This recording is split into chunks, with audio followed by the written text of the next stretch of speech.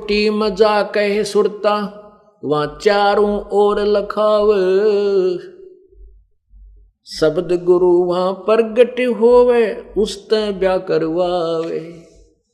अपने आत्माओं, जैसे जब हम शरीर छोड़कर जाएंगे एक सौपन होगा, और जो वैसे मरते हैं जिन्होंने भक्ति नहीं कर रखी उनको यम के दूत कूट कर छेद कर डरा कर शरीर छुड़वाते हैं और फिर बांह पकड़ कर हथकड़ी ला कर उनको फिर ऊपर ले जाते हैं। और आप जी कैसे जाओगे? आपको जैसे सौपन होगा, सौपन सा होगा तो आप इन कमलों से होते हुए बिल्कुल बेरोक टोक त्रिकुटी पर पहुंच जाओगे। त्रिकुटी पर जाकर के एक, जैसे त्रिकुटी तो इंटरनेशनल एयरपोर्ट है जहां से सब देशों को जाने वाले जहाज वायुयान खड़े होते हैं, वहां से जाते हैं। तो वहां जाकर के हम उस वायुयान में बैठेंगे जिसका हमने जाने का टारगेट बना रखा था, जिस लोक में जाने का। त्रिकुटी से ही ये सब भिन्न भिन्न होते हैं, जहां जहां भी जिसने जाना है, जहां की कमाई जहां की टिकट वो ले रखी थी। इस त्रिकुटी पर जाकर के आपको क्या होगा? कहते हैं शब्द गुरु वहां प्रगट होवे उसते ब्याह करवावे। ब्याह करवाना माने पल्ला पकड़ लेना, यानी उससे दूर नहीं होना। जैसे तो उसके लिए कहते हैं कि वहां परमात्मा पूर्ण ब्रह्म इस दास के रूप में त्रिकुटी पर आपको दिखाई देगा।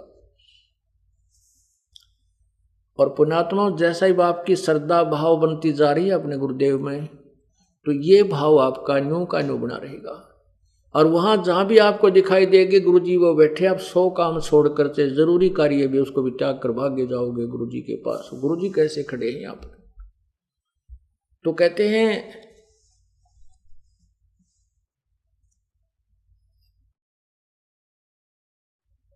त्रिकुटी में जाके सुरता चारों ओर लखाव। लखाव माने देखा है, बहुत ध्यान से देखा है भाई। अब त्रिकुटी के ऊपर अपना वो, जैसे हम जाते हैं किसी भी स्टेशन पर या बस स्टैंड पर या एयरपोर्ट पे, तो हम अपने उस व्यक्ति को ढूंढते हैं जिसने आगे मिलना होता है। कहते त्रिकुटी पर जाके सुरता चारों ओर लखावे और शब्द गुरु वहां प्रगट हुए फिर उसते ब्याह करवावे। यानी आत्मा उस परमात्मा का जो शब्द रूप यानी अविनाशी रूप, वो परमात्मा गुरु जी के रूप में प्रकट होगा और नूरी रूप होकर, नूरी रूप गुरु का होकर तेरे आगे आगे जावे। फिर उसके पीछे पीछे हो लेना है अपने अपने गुरुदेव के साथ साथ। और फिर काल के सिर पर पैर रख करके, जहां 21वें ब्रह्मांड में ये काल बैठा है, जहां पर कोई नहीं जा सकता, और इस सतनाम और सारनाम के सिमरन के सामने इस काल का नतमस्तक हो जाता है। ये ऐसे हो जाता है और इसके पैर पे सिर रख के उस द्वार से पार कबीर परमेश्वर की आत्मा होती है। कबीर परमेश्वर का शस होता है जिसको इसने काल ने रोका हुआ है, कोई नहीं जा सकता उधर। त्रिकुटी में जा कहे सुरता चारों ओर लखावे, शब्द गुरु फे वहां प्रगट होवे उसते ब्याह करवावे।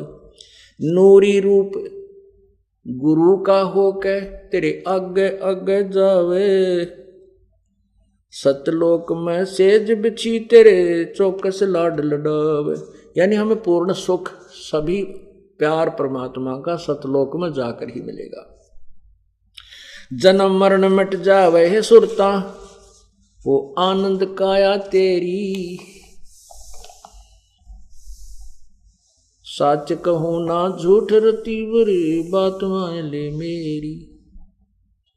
सतलोक में जाके सुरता संकट कट जा सारे, अलख लोक और अगम लोक के, यानी सतलोक में जाकर के फिर अलख अगम लोक को और सतनामी को हम वहां जाकर के प्राप्त करेंगे। वहां अलग से वहां भक्ति, हम चाहेंगे ऊपर जाना तो वहां भक्ति करेंगे, नहीं तो सतलोक में। जैसे ही हम इस लोक ने छोड़कर आज जी को ना, और ये तो छुट्टे भी का, तो वहां तो इतना आनंद हो जाएगा। वो आपकी इच्छा, आगे ऊपर चलना या ना चलना, सतलोक तक जाने के बाद कोई कष्ट नहीं है, फिर पुनर्जन्म नहीं है। अनामी लोक में जाने के बाद फिर वहाँ आत्मा और परमात्मा एक हो जाते हैं, आत्मा परमात्मा में समा जाती है। लेकिन सतलोक, अलखलोक और अगम लोक में वहाँ आत्मा और परमात्मा का अलग अस्तित्व है। अब जैसे इन अन्य पंथों वालों से हम चर्चा करते थे, समझाने की चेष्टा भी करते थे, फिर वो तो कति अनाड़ी हो गए, मानते ही नहीं। ये क्या कहा करते हैं राधा स्वामी वाले और धन धन सतगुरु वाले, इनके शिष्यों से बातचीत होती थी, कहते हमारे गुरु जी से कहते हम तो बस सीधे त्रिकुटी पर जाते हैं, इसे नीचे का तो पिंड है और यो ब्रह्मांड है। और कहते हैं पहले ऋषियां ने इस बात का पता नहीं था त्रिकुटी का, जो क्यों बड़ी खोज करे बैठे थे। लोग त्रिकुटी, हम सीधे त्रिकुटी में जाते हैं, हम नीचे के कमलों का हमने कोई आवश्यकता नहीं। कमाल की बात कर दी। हम विदेश गए हुए हैं और विदेश में हमारे ऊपर बहुत प्रकार के कर्जे बन गए हैं, लोन बन गए हैं। जब तक हम उस देश के लोन को, कर्जे को या ऋण को नहीं चुका देंगे तो वहाँ से हमारे कागज क्लियर नहीं होंगे, हमारे पेपर क्लियर नहीं होंगे, हमें वापस नहीं आने दिया जाएगा।